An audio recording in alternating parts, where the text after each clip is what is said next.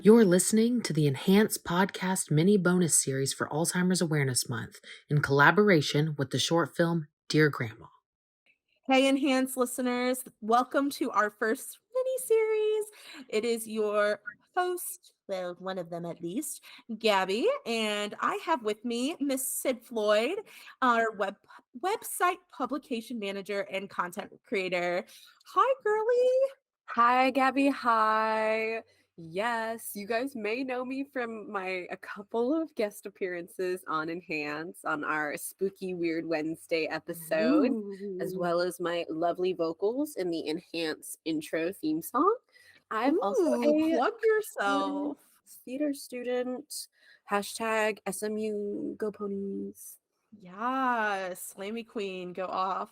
No, yeah. If you guys didn't know, she totally does our vocals, and it's the best thing on the planet. So thank you so much for being talented. Coming from the Queen. Word. Girl, don't even speak. Stop. My God. Okay, well, let's just jump right into our mini series because this is new for all of us. So, obviously, our topic today is dementia and alls.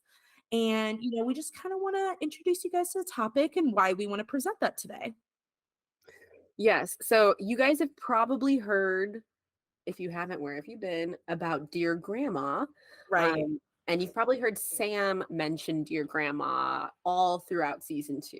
In case you haven't, Dear Grandma is an Enhanced Productions original short film written and directed by esteemed filmmaker Maggie Ballard. She wrote the short film about her grandmother Vera, who passed away from Alzheimer's in 2014. Rest in peace. Yeah, and Enhance is just trying to create this mini series, just to work in collaboration with your grandma, Maggie, and the rest of the DG team, just to spread awareness of ALS and other types of dementia this November, which is also National ALS Awareness Month. And since it is National Alzheimer's Awareness Month, we have a little question for thought for you guys. How many people do you really actually know that are suffering from dementia or Alzheimer's? Because we got some statistics that say you may know way more people than you think that are suffering from dementia or Alzheimer's. Yeah, and from our, ALS Association website, we know that there's over 6 million Americans with ALS currently. And every year, 3 million new cases are diagnosed. And I think those numbers are baffling how crazy, how many people are really affected by this disease. Yeah, and there's so many factors that, change those numbers. There's so many more people that are diagnosed with dementia every year. There's so many people that are not diagnosed with dementia or its umbrella conditions that are still suffering from these things.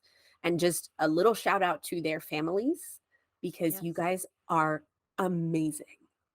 But Alzheimer's is a neurodegenerative disease, and it degenerates the parts of your brain that are needed to make connections and so it has 2 main neuropathological lesions, and these lesions will slowly deteriorate brain matter. And the 2 main ones for Alzheimer's are amyloid plaques and neurofibrillary tangles, otherwise known as NFTs. Not the really cool, trendy, artsy thing online. No, baby. No. These are neurofibrillary tangles. Amyloid plaques are composed of the amyloid B peptides, and those are found in the amyloid precursor protein in your brain. And NFTs, which are present in the brain of Alzheimer's patients and in patients with neurodegenerative diseases in general, kind of a big one, are constituted of tau proteins in a hyperphosphorylated and aggregated form. There's also the loss of neurons and white matter, which white matter is the part of your brain that constitutes the network of nerve fibers that serve to allow the exchange of information and communication between different areas of the brain. There is also Cogophilic angiopathy, which is a fundamental part of the pathology of many disorders causing dementia and or cerebral hemorrhages. This is due to the deposition of the amyloid alpha protein, and it causes your vessels and local muscles and elastic elements are lost and replaced by amyloid fibrils.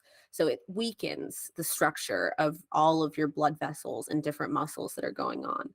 There's also inflammation, oxidative damage, and really the main things to focus on here are tau proteins and amyloid b. Tau proteins are the subject of a lot of research in diagnosing potential Alzheimer's candidates earlier on, as well as catching early onset neurodegenerative diseases, because it's um it's evident. It shows up in your brain is what I'm thinking of, in all neurodegenerative diseases. So um, not tau proteins, but amyloid b. Word.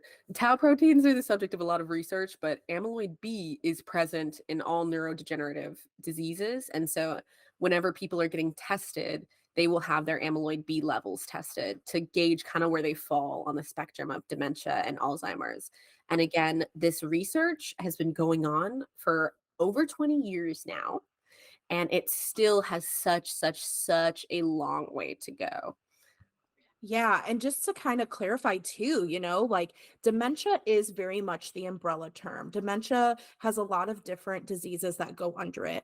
Alz is just one of those. So dementia is really the focus of losing memory, while Alz is, not only losing memory, but deterioration of the lobes and other obviously other levels of, the amyloid Bs and the tau proteins, et cetera, that deteriorate parts of your brain.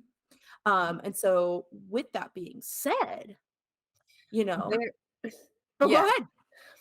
sorry to cut you off, but it's just this is reminding me. It was a nurse named Denise who helped us with my grandmother who suffered from rapid onset dementia. She gave a wonderful analogy for dementia because it's such an umbrella term for all Right. of these things that affect the different areas and lobes of your brain. She gave a light bulb analogy. If you're in a room and there's, let's say, 6 light bulb fixtures in the ceiling, and you turn on a light and all 6 of them come on, that's a normal brain. When you have dementia, you turn that light on, and sometimes no lights turn on. Each bulb would represent a different part of your brain. Right. Sometimes 1 light bulb turns on, sometimes all 6 of them turn on, sometimes 3 of them turn on. And it can be very disorienting for the patient and especially their family members, because sometimes the brain just will not respond. And then your whoever might even just take a nap, and then they'll wake up and suddenly there's more, or part of them is there, and you just never know what you're going to get when you flip the light switch on. Yeah, absolutely. And there's a lot of different ways that you can get tested for this if this is something you're nervous about or if it's known in your family or your bloodline. Physicians use a lot of diagnostic tools to figure this out for you. A lot of neurological exams are available, cognitive and functional assessments. There's different brain imaging, so like CTs, PET scans, MRIs. Can definitely help, and cerebral spinal fluid or blood test, for those of you who don't know what that is, same, to make an accurate diagnosis, So there's a lot of different ways of how you can get tested or see if it's in your bloodline, just in general. So don't be afraid to reach out to your physician if that's something you are worried about, or you do know there's a family lineage of the disease. But, just to throw out some numbers for us, you know, Information is power. woo! We like to know all of the tea and the shade. But if you guys didn't know, ALS is deadlier than breast cancer and prostate cancer combined. The numbers are bigger, the strength is bigger. It's a very interesting way to look at it, considering that we do know a lot of, especially elderly folk, that start having memory loss that could eventually go into ALS. So starts at that dementia point to refocus and readjust once they figure out those, scans and such. The disease is actually most prevalent in women and Black Americans. So I think that's a really interesting, uh, fact there because I would have never thought that women are more, um, you know, attached to Susceptible. this. Right. Um, it's just crazy. And then 11 million Americans act as unpaid caregivers for loved ones who are diagnosed with ALS, which is absolutely incredible. And just cheers to you guys. That is a very, big task to take on. Um, Oh my gosh, thank you guys. If nobody has said it today, thank you. like you are loved and I'm sure your loved one loves that you're being there for them, and it means the world to them, I can only tell you. And last without least, fewer than 1 in 5 Americans are familiar with the mild cognitive impairment, but this is also a stage or early stage of alls. So if you are experience any type of a mild cognitive impairment of any sort, go ahead and get tested just in case. No, absolutely. And also, just on the topic of mild cognitive impairment, if you notice that you are not as clear minded as you once were, if you're noticing that there's some issues in clear mindedness and you're over the age of 65, please go get tested. Don't worry about it. But that that in general is mild cognitive impairment.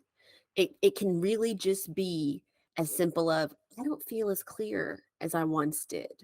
Yeah. And the earlier that you can get that information, the more power that you have. There's no judgment, no fear about things, but information is power. Yeah, and it's also how your family or, other caretakers can just know what is going on with you and be better able to assess how to help you and what environment to help you be in to feel more comfortable if that's an option for you. Mhm, And so it's just good to know. Knowledge is power. I agree. mhm. And with that, we're all human and we're all very susceptible to all of these things that happen as we age. And not to say that this is in any way um, like just specifically for people over the age of 65, because this can happen to anybody. Right. Um, but knowledge is power. And in that kind of same area, um, I want to talk a little bit about my personal experience with dementia because I was a caretaker for my grandmother for 9 months, and she had rapid onset dementia um, during the last 9 months of her life. And it was something that we had known about the dementia for a while, but it was always early onset dementia. It was what you would call mild cognitive impairment. It was never it was never something that that made us think Alzheimer's or that was ever able to be diagnosed as a specific disease or neuropathical degenerative disease of dementia. But she had a surgery that the recovery from that surgery was the onset of the rest of her dementia symptoms that had been really laying dormant in her brain. And so, in a matter of, oh gosh, in a matter of 3 months, she lost her vision entirely, where she could not see. And it was just a symptom of the dementia. She had an eye infection in her body because of the stress that her brain was under and the recovery from the surgery. It could not fight that infection. And she just slowly went blind, which caused a lot of disorientation on top of the dementia. It really inhibited her ability to get better from surgery. She'd had knee replacements before and was great with PT. And then because of her dementia, just she was disoriented all the time. She couldn't remember when it was or where she was.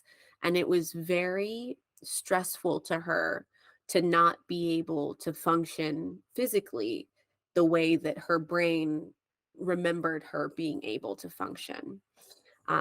So I was very fortunate in that I had finished a job and I had the capacity to come and move back with my grandparents and to be here while they were kind of going through that. Because when you have a family member that suffers from dementia, especially if it's like rapid onset dementia, and that's to what I'm speaking to because that's my experience, they need a lot of care. They need so much care to, if it's, helping them get out of bed, helping them to walk, helping them to, and trigger warning, this, I'm going to talk about some things that are, uh, that it's hard to do with your family member in terms of helping them function, just Mhm. daily basic needs. Um, you have to help them to go to the bathroom, which is never a fun experience because you don't want them to feel bad that you have to help them through that. You never want anyone that you love or care for to feel ashamed. And, that's really just the basis of that. So it's just very hard. If it's like getting an eye booger out of their eye because that part of their brain isn't They telling them. can't do it. Yeah. um, and I can go into that more, but I'm gonna calm it down just a little bit, um, because my grandmother was my favorite person in the entire world, and I got a little Oh, bunny rabbit tattoo when she died because her name oh, was Bunny. that's so And sweet. um and the hardest part was watching her slowly fade away, because with dementia, you never know which light bulb is going to be turned on, and sometimes she was just there. Sometimes she was my bunny fufu that I've known my whole life and has always been my favorite human. Oh my gosh. Um, but then you see them unable to take care of themselves, and it's their mannerisms are gone. Their attitude is not the attitude that you know from them when lights are turned off, because they are now at the mercy of their understanding, which can be very minimal at times. And there were times where she just would not eat. She refused to eat. She refused to take medicine. And of course, it's not because she doesn't want to. It's all of these things going on in your brain.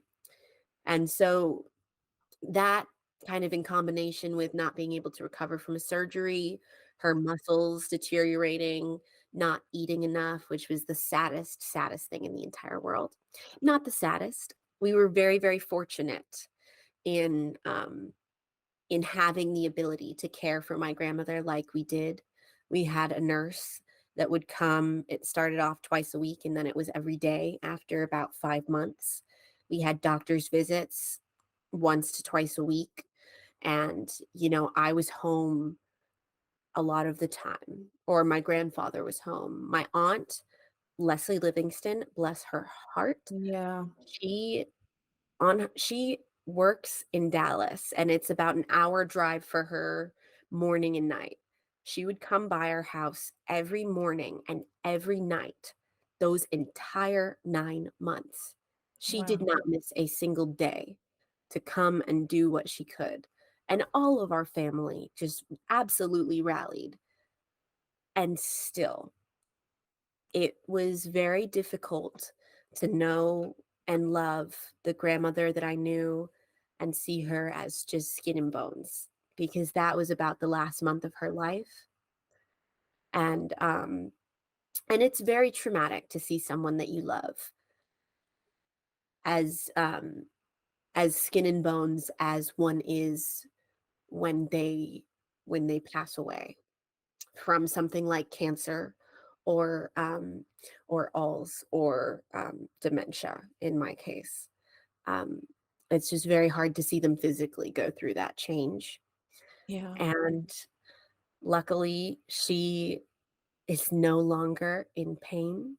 She is no longer suffering, and we just did the best that we could. And um, and we're all very grateful for that time. But I just cannot say enough good things about the nurses and doctors that go to patients' houses that are suffering from dementia, from alls, from all of that spectrum of neurodegenerative diseases, because they held our hand while we were like crying and all of the psychological things that go through. And they loved my grandmother. Every single person who came to my house showed her love and care, and they grieved when she passed away. And they do that every day for multiple patients, and they're understaffed in all of these organizations that go out to people's houses and make house calls and do this to help families and help people who don't have families. My God, they were angels, every single person who came and helped. To all of the caregivers who work in the caregiving industry, who are nurses, who help people that are suffering from dementia and alls, are absolute angels, because that was the hardest thing that I have ever done.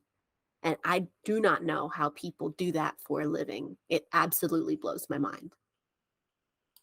Yeah, and to the caregivers, I mean, thank you so much for putting in the time and the energy and being so respectful and loving and caring towards these people that do have dementia or alls or anything in between.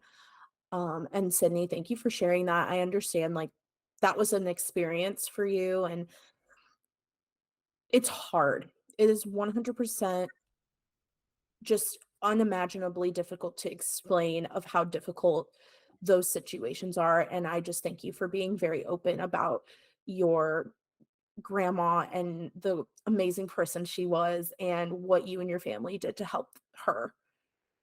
It's very empowering to know that your family was all there, and that's awesome. And that is so not everyone's situation. Right. So, and that's my main point from all of this, is that that was very hard, but we were very lucky. And that's a scary thing for me to even say.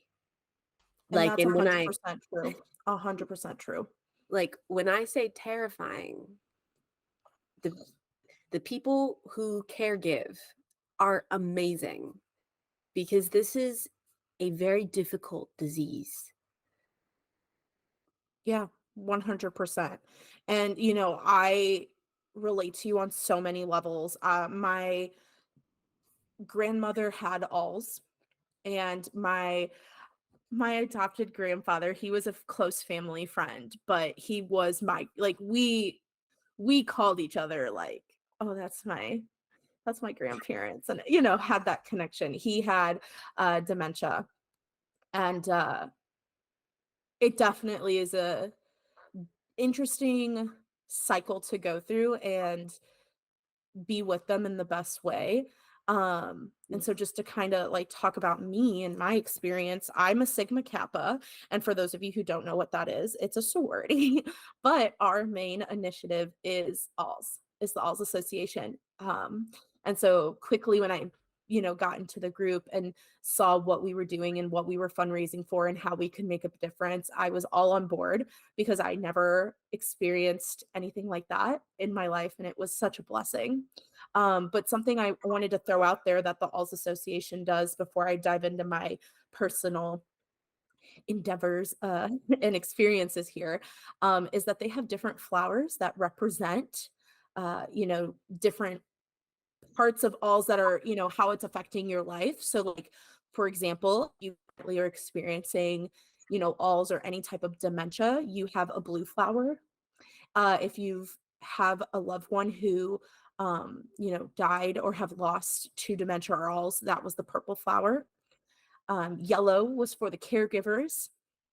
Orange was for anyone who believes in a future without dementia. And then white is to signify hope for a cure. And when that cure comes, we will all have white flowers. And I always thought that was so, in the simplest way, just so amazing and just really strived for hope for people that, were experiencing that, because there was so many, there's a bunch of people that experience alls in different ways and dementia in different ways. And Oh, so many. It's such an umbrella. It's such a spectrum. it is. And I think the Alls Association, what they do really well is really try to strive and show that hope. And I think that was a really cool way. And I just wanted to share that because it was such a cool way that they showed, the strength. And I was so happy to be part of Sigma Kappa, who, helped fundraise for them. And that is our top initiative. And I just wanted to share that. But Thank you, my Sigma Kappa. thank you, Sigma Kappa. Love you, girly. Um, yeah, I love sorority life with them. Anyway, continuing. My grandma had alls. I unfortunately didn't have um the amazing experience of being there with, her during her struggle. Uh a lot of my family is like in different countries, and so it's very difficult for us to kind of rally the troops. And my mom, we really helped my mom try to get over there a couple times. And I have a bunch of aunts that went there, and my uncle lives there, so everyone was helping. We had one of my aunts, she's amazing. She took care of my grandma the majority of the time, and she had a nurse that helped as well, and they really did work as a team. And I feel so blessed that she had them as companions to help her through the time.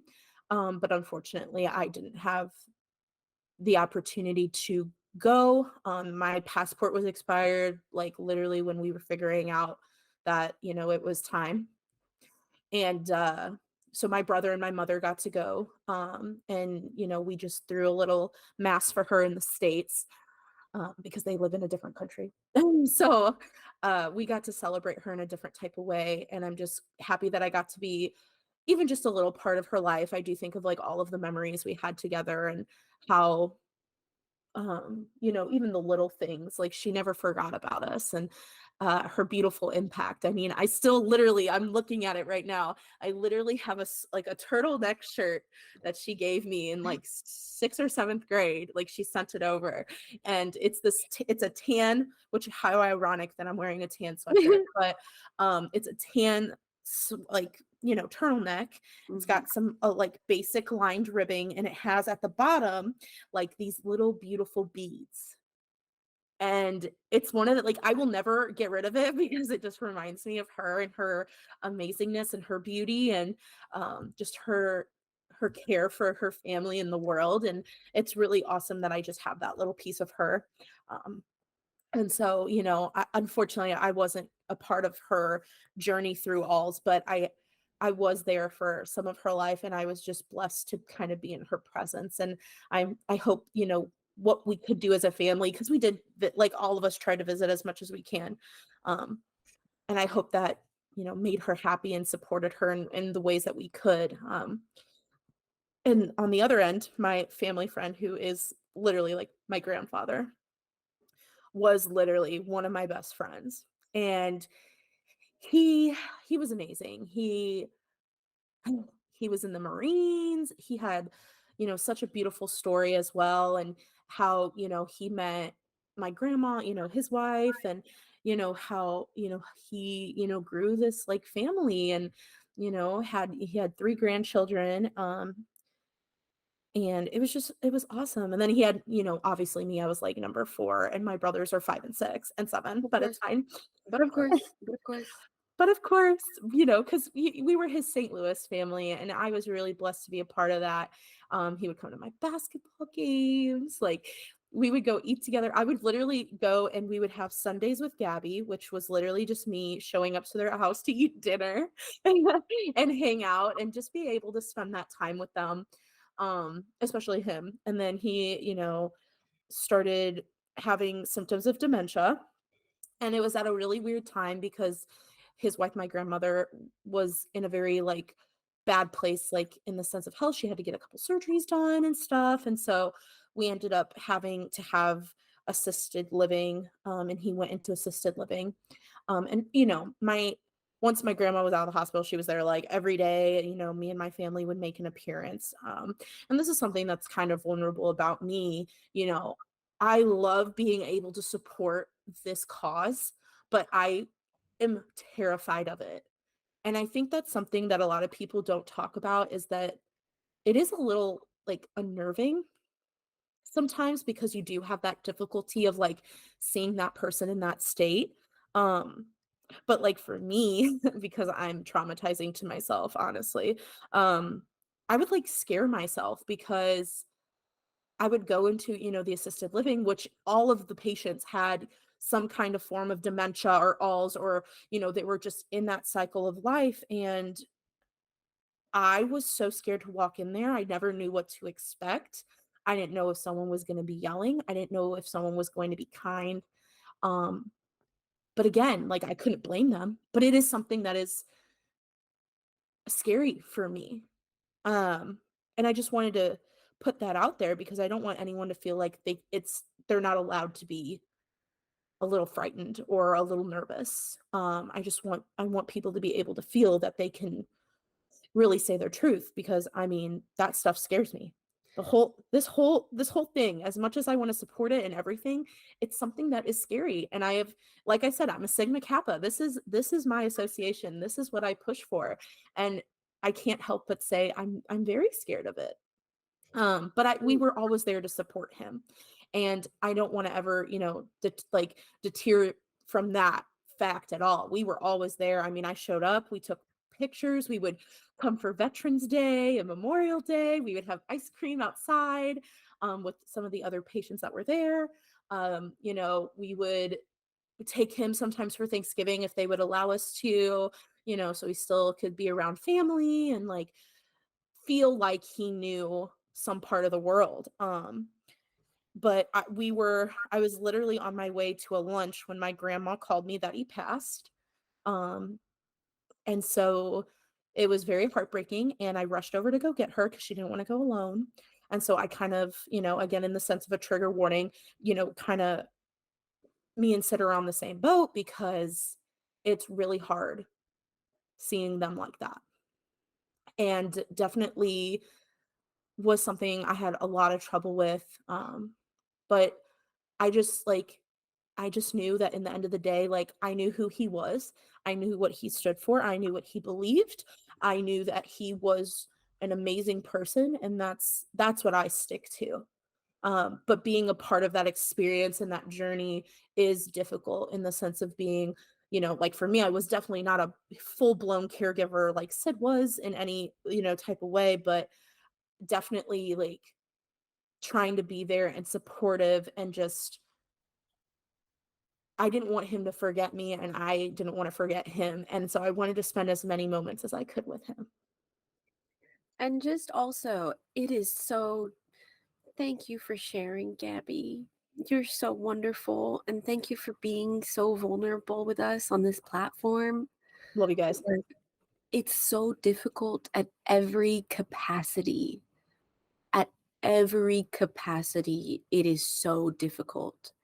And it's a lot of emotions. And A lot. Yeah. I hope that my connotation is showing as empathetic and not condescending because the range, it can be so difficult. There is no top to it. There's No, no and the range of emotions that can come up are so wide. And I talked to my therapist a lot about this. I talked to the doctors that were coming in and helping, and my entire family talked about what do we do from the burnout? Because when you're burned out from dealing with not dealing, I never want to say dealing. When you're burned out from loving and taking care of someone who you know that is suffering from a neurodegenerative disease, right. it is very difficult to keep a positive outlook when not all their lights are on because you never know what you're going to get. You don't know if they will be in a horrible angry mood where they're going to verbally or physically try to attack you. You don't know if they're going to be very scared and are going to be communicating in a way that is very scary for anyone around. You Right. don't know if they're going to be really nice, and you don't know if they're going to think that you're somebody else. So, it's normal to get frustrated. It's normal to say, you know what? If somebody said that to me in my day to day life, I would not be kind to them and need to step away from the situation for a second. In a Right. very vulnerable sense, there were several times where I had to say, hey, who else is here right now? Can you come step in for a second? I just need to take a second. I just need to step away from a second. Because it's not easy to be the type of person that you want to be in a caregiving sense as long as you have to do it. Right. Nobody It's a tells long you. process. And there's no like contract period. You're not a Mhm. contractor working on this. You're just a party involved. Yeah. And so I want to also say, please, if you are experiencing any of this, do not feel bad about the emotions that come up, because there's going to be a lot of them. Death is kind of one of those topics. And if you want to read my article, Grief Before Death, on our blog, I There talk you go. about it. But there's a lot of emotions that come up. So please, like, if you are stressed out, please reach out to a friend or a helpline or a therapist. And I will say on that article, there are helplines for all capacity of caregivers, because it is so, so normal to be stressed in that capacity. Yeah, no, absolutely. And just be able to find someone that you can talk to be an outlet, I think is so important. Especially when you're going through it. I mean, I was really blessed that like my mom and my brothers were around in both situations. And so, things are difficult when you are grieving, but also being a caregiver, but also trying to support, but also trying to not like get eaten up by your emotions at the same time you're trying to hold it in. Like, there's so many things going on. So please go talk to someone if you do need a hand, if you do need someone, please do so. Do not hesitate. Because your feelings are very valid and it's a very um interesting, needless to say, um situation to be in because you want to be there and you want to be supportive, but like sometimes it'll get to you, and just the bluntness of the form, and you just got to be able to talk to someone for sure. Um, And yeah. resources on our website. If you Yes. don't have someone to talk to, don't feel bad. We have hotlines for everybody. If you are LGBTQ plus, we have hotlines for you. If you are someone who does not have a safe space, we have hotlines for you. If you are a member of the BIPOC community, we have hotlines for you. If you don't care who you want to talk to and you want someone who is for caregivers, we have a hotline for that. Yeah. So we And have if you can't find it on our website, Google it. It'll be the first thing that comes up and it screams at you like, call this right now if you need help. If you're in emergency, so don't hesitate to do that. But with that kind of being said, um, there are ways to support the cause. There are ways that you can be of a lifeline in a sense to the development of a cure, and there is hope. But we need to work together as a team. If that's something that you're interested in or you're wanting more information, I highly suggest going to the Alz Association website, or their Instagram, which is just ALZ Association. And they have a link to their website on there, and has ways to give, ways to, uh, educate yourself further. If, we didn't hit everything that you wanted, had more questions, please don't hesitate to go and look at their different funds and things like that. Also with Dear Grandma, I just, we are a big supporter of them. It is one of our projects. Be sure to follow them on all social media. You can find them on their Instagram at Dear Grandma Official 2024, or on Facebook just as Dear Grandma. You can also find all their information about Dear Grandma, on our website. So if you go to Enhance's website, where under the projects page, you can find them there, and that will take you to all of their information. And just know that if you want to, buy merch, donate, anything like that, it's all on our website. So just don't hesitate to go look. And also, any donation over $250 to Dear Grandma qualifies as a tax write-off for the donor. So just know that, and know that you are making a difference no matter where you're putting it towards, your gift towards. And also, last but not least, we just want to thank our partners with Dear Grandma and Three Rivers Theater Company for helping create this project and supporting, our way to help make way for them. But yeah, please don't hesitate. Thank you. We appreciate you. We appreciate any love and support to help find the cure and kind of get in good steps, or just for peace of mind as well, for the caregivers and family members and anyone affected by Alzheimer's, dementia, anything in between, is always good. We want our white flowers. We want our white flowers. Oh, that makes me so happy I shared that. I love that. Okay, well, you guys know what it is. We see you next week. This is a, month's worth of episodes. So just don't hesitate to give us a click and check us out. And we can't wait for you to enjoy our mini series. Yes, thank you guys so much for tuning in.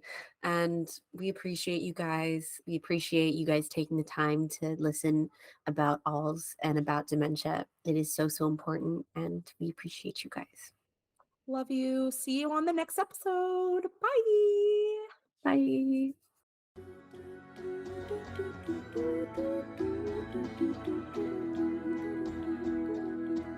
Thank you for listening to the Enhance Podcast mini bonus series for Alzheimer's Awareness Month in collaboration with the short film Dear Grandma.